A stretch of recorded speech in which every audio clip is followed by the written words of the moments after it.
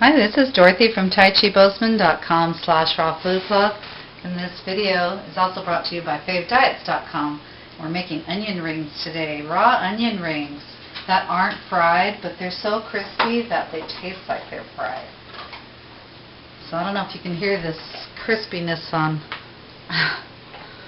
the video, but they turn out great, and everybody loves them in my family. They go really fast, and also some dipping sauce.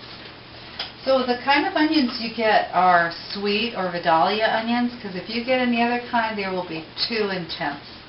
And then cut off the ends and peel off the outside.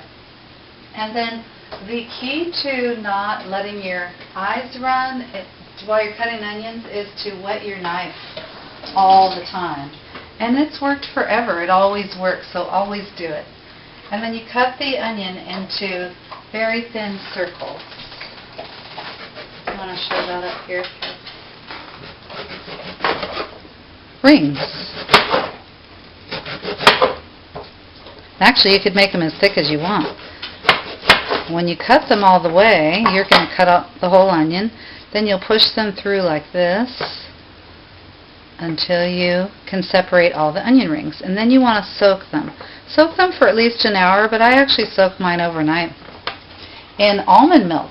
And you can just soak them in water or lemon water, which I've also done, and it tastes really good.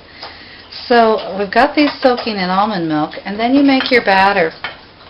And you make a very thick pancake-like batter.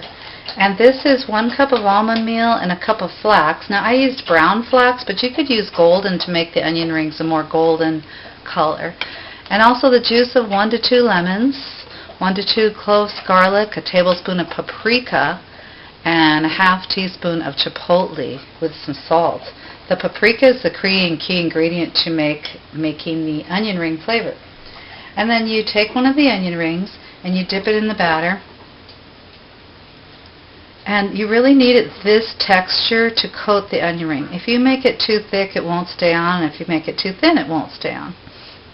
So if you make it like a thick pancake batter, you're good to go. And this is the exact batter I made these in.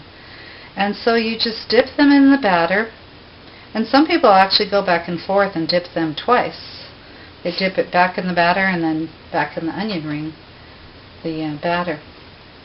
And then the other way you can do it is a different recipe. Instead of the almond milk, dip them in half olive oil, half namashoyu or Bragg's amino acids with the juice of a lemon. So you want to dip them in there and then the batter. And these taste magnificently rich.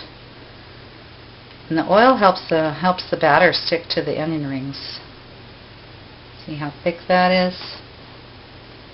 And then you put these in the dehydrator at 104 degrees for 24 hours.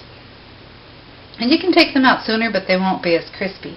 And then you make your, well, you don't have to make a tangy dipping sauce, but that's what this is.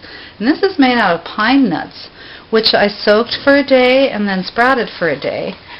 And this is actually pine nut yogurt sitting out here for tomorrow's recipe.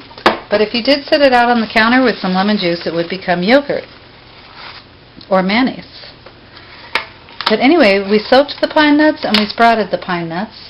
And then I put them in the blender with some lemon juice and sun-dried tomatoes, which gives it the red flavor, and also cayenne and paprika and sea salt. And this recipe will be below as well.